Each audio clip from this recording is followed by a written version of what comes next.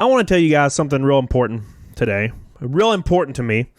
This is important to me, and it's I want it to serve as a learning experience. A learning experience. Because I failed. So I want you guys to listen to this whole thing and understand where I'm coming from. I'm going to tell you guys a story about a woman named Shelby Whitsett. Shelby Jean Whitsett. What does that name mean to you? It means something to me. So, she was born in 1937 in March. This is my grandmother. When I was growing up, I had a grandmother that most people don't have. My grandmother was kind of insane in a really good way. My grandmother was somebody that went to clubs and partied and drank heavily. And I would go over to her house when I was younger, and I would watch Golden Girls. If you haven't seen Golden Girls, I can't watch anymore for obvious reasons, but we would watch the Golden Girls.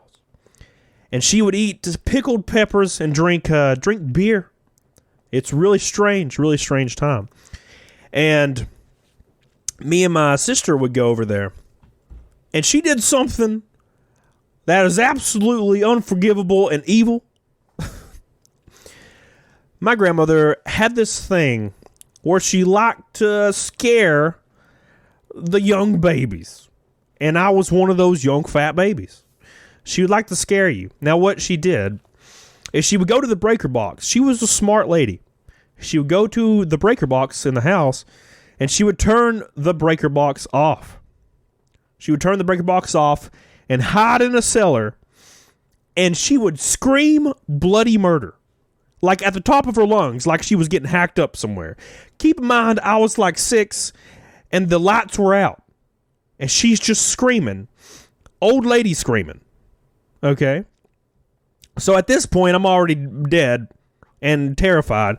And me and my sister have to, like, hand in hand walk through the house to find my grandmother. My grandmother, as soon as we opened the door to the cellar, would become quiet. Completely quiet. Completely quiet. And she would wait until we crossed some point, and she would jump out, and it was a nightmare. And she did this all the time. This was not a one-time thing. My grandma's psycho, okay? She wore a hat that literally had the B word right across it. Did not give a damn about nobody. A fantastic woman.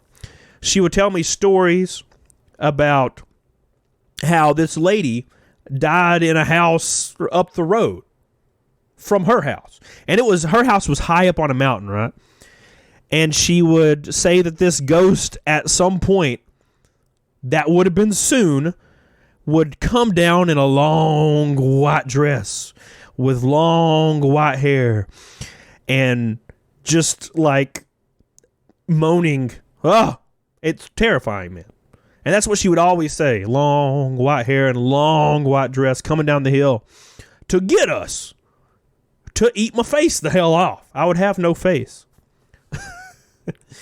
She was insane. She was absolutely insane. She did a lot of things. She did a lot of things like that, which made my growing up experience extremely unique, because I don't know any grandmas that tried to give their youngins heart attacks. That was me. I survived, but it's fine. Well, a few years pass, and I'm late teens probably. Maybe mid-teens, late teens. And a lot of stuff happens in my grandmother's life, like my great uncle passed away in her front yard, which was her brother. Her daughter, my aunt passed away. These things happened very close, and she just couldn't mentally handle it. Okay, so she had a few strokes, and they were really close together. So these things made it to where she couldn't function anymore. You know what I'm saying? Like normal. Like this lady would go out and party and ride roller coasters and stuff. The strokes robbed her of that. She just couldn't handle it. So my cousin had to move in with her and take care of her. And he still lives there to this day. But anything that happened, I had to turn the chat off, by the way. Sorry. Anything that happened, it would basically require a doctor visit. That was important. Because in her health, there was just...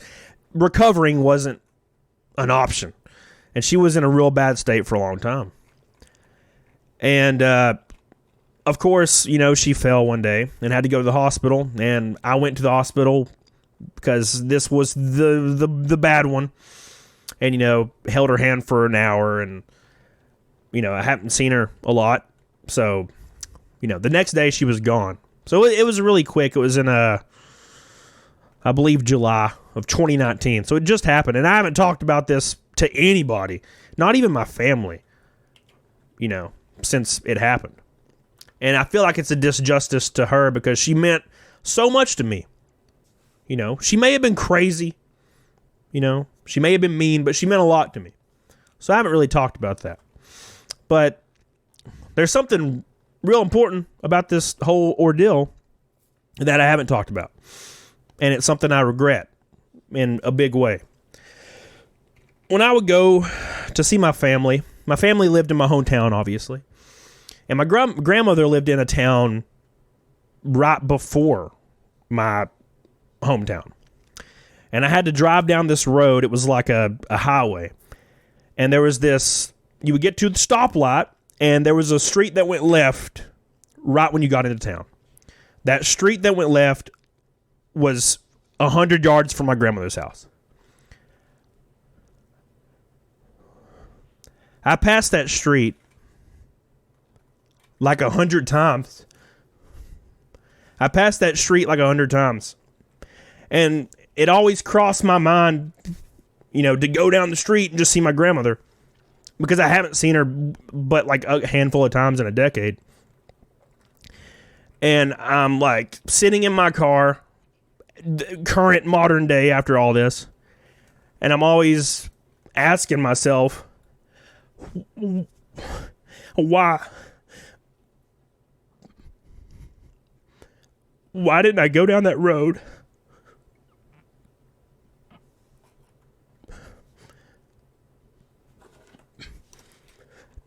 And I regret it. There's just so many times, and I saw her 2 times in probably 10 years. And I passed that road all the time. And I don't know why I didn't go down it.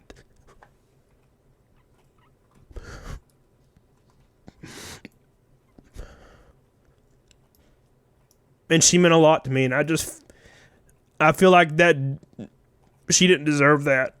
And she would have loved it if I stopped by. And I had this stupid notion in the back of my head that she would always be there.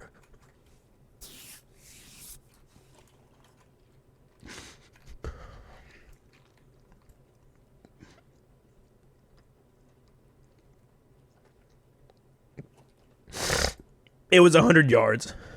It was 100 yards. And I would go so much further now.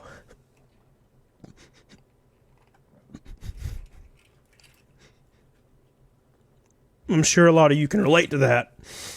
The point is,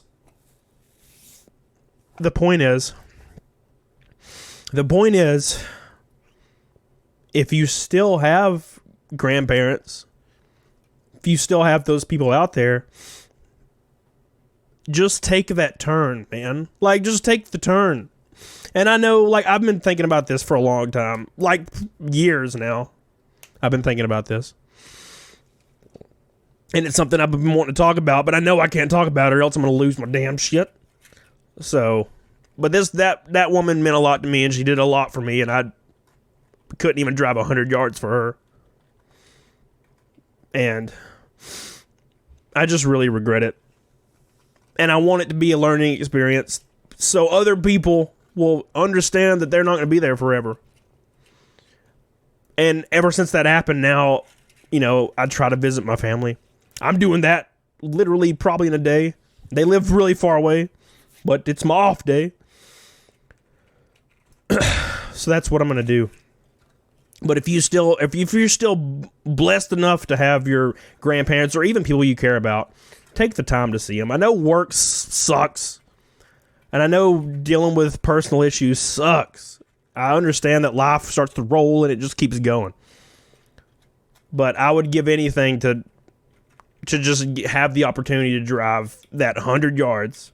It was so close, and I just never did it, ever. And I can't escape that. I think about it every damn night.